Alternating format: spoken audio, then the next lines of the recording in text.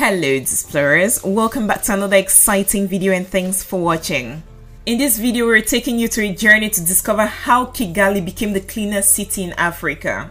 At first glimpse, Rwanda's capital is a model African country. Clean, organized, beautiful, but Kigali hasn't always been the cleanest city in Africa. A lot of restructuring and planning was put to give the city its current status.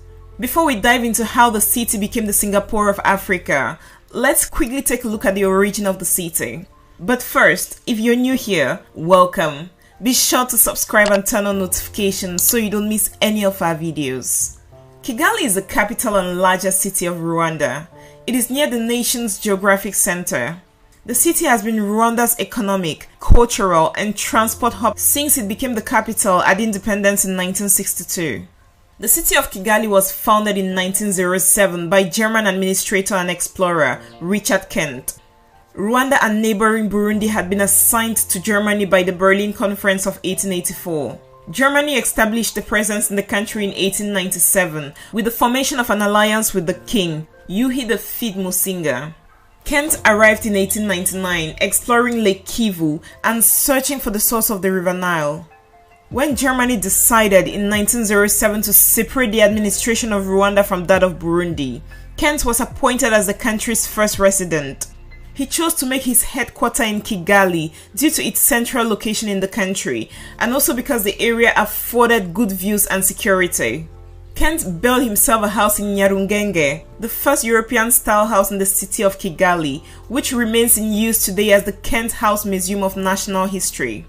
Despite a German ordinance written in 1905 which prohibited non-indigenous natives from entering Rwanda, Kent began permitting the entry of Indian traders in 1908, which allowed commercial activity to begin in Rwanda in 1908. The first businesses were established in Kigali that year by Greek and Indian merchants, with assistance from Baganda and Swahili people. Items traded included clothes and beads. However, commercial activity was limited and there were only around 30 firms in the city around 1914. Kent also opened government-run schools in Kigali, which began educating Tutsi students. Kigali became the capital upon Rwanda's independence in 1962. Butare, a prominent city in Rwanda at the time, was initially the leading contender to be the capital of the new independent nation, but Kigali was chosen because of its more central location. The city grew slowly during the following decades, but retained a small town feel with just 25,000 people and 5 paved roads by the early 1970s. During the 1994 Rwandan the few infrastructural development that had started in Kigali were halted and a lot of properties were destroyed. Prior to becoming the president of Rwanda, Pastor Bizimungu, who was the then president of Rwanda, had already begun the reconstruction of the city of Kigali before his resignation. When Paul Kagame took over as the president of Rwanda in the year 2000, everything changed in Kigali.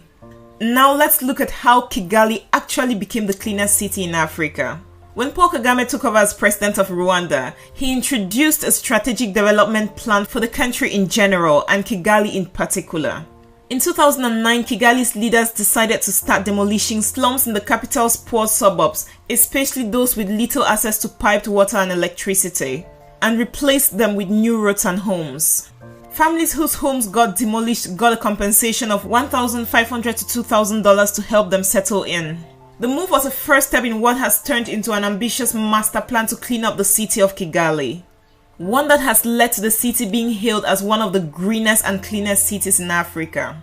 In 2002, as part of the campaign by the World Health Organization to reduce air pollution and destruction of the ecosystem caused mainly by plastic bags, several nations were called upon to take stringent measures with regards to the production and usage of plastic bags in their countries. In 2002, Rwanda was the first country in Africa and second in the world after Bangladesh to ban the production and importation of plastic bags. Rwanda has zero tolerance towards plastic bags, and traffickers caught carrying illegal plastic bags in Rwanda are liable to be fined, jailed for up to 6 months, or forced to make public confessions. The banning of plastic bags in Rwanda greatly improved the hygienic condition of the city as most of the streets of Kigali became plastic bag free.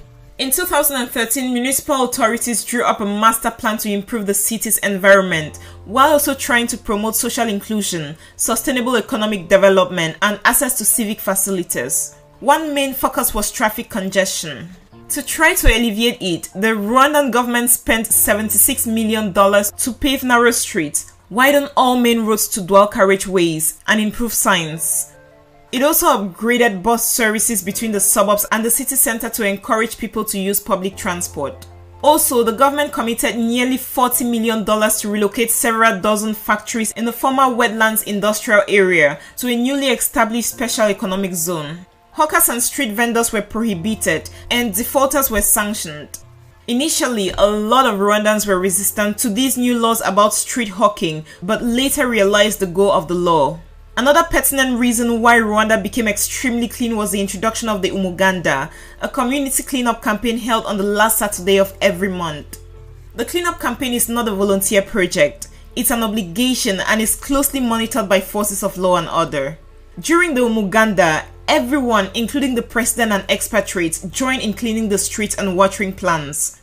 What do you expect from a country where its president joins in the cleaning of the streets? Perfect, right? Another reason why Kigali is so beautiful and clean is because it's the administrative hub and residence of the president of Rwanda. Some of the country's richest people and expatriates live in Kigali. As a result, a lot of effort and hard work goes into making the city look clean and beautiful. Now let's talk about Kigali, the green city. Rwanda is working on a green city in Kigali city. The plan is to have the 2.3 square miles allocated to efficient factories, sustainable housing and green cars. According to the African Exponent, the project is estimated to cost $5 billion. A project of this scale considers many factors. The Rwandan Green City Pilot Project covers every environmental concern and is created in a sustainable way. The project has developed its own pillars of green urbanism that the project follows and can be easily piloted in other cities. The green city will have all the infrastructure and services of the city, but each part will be eco-friendly. Electric vehicles, bicycle lanes, biogas, forest, environmental waste treatment are all part of the city planning process and will be part of the final city. The government hopes the city will lead to job creation, improved sanitation, and public transport access. There are two main projects happening on the site. The first, Kaktuk Green Park, is a 410-house development that meets environmental standards. This will be a pilot for other urban planning green building projects. Second, green affordable housing will be added to the city. Future phases will include green offices and commercial buildings. As part of the pilot, the project will track the metrics it's developed. Key metrics include voided carbon dioxide emission and green jobs created. Kigali has a new mayor, Prudence Rubingiza. In an interview in September 2019, he spoke about the need for a green city and has this to say: "Now, why do we need green development? This will help cope up not only with the climate change issue, but also with the urbanization that is really affecting the city in a way. That is why we need to start thinking of a green city, and the key factors include all Rwandans being or having that environmental responsibility and understanding. We need to utilize land property, be innovative, and use less polluting materials." Although there's a lot of controversy around Paul Kagame's leadership, Rwanda under Paul Kagame has become one of the most prominent and emerging countries in Africa. Kigali, its capital city, has become the pride of Africa when it comes to hygiene and sanitation, and will remain the cleanest city in Africa for a long time to come. Dear Displorers, we would like to know, which African city is your favorite and why? Leave your responses in the comment section below and the best comment will be pinned. Thanks for watching this video. If you want us to cover any of your top 10 topics, leave your request in the comment section below and we'll do our best to grant your request. Also, if you did enjoy the video, do well to give it a thumbs up and do not forget to subscribe and share with your friends.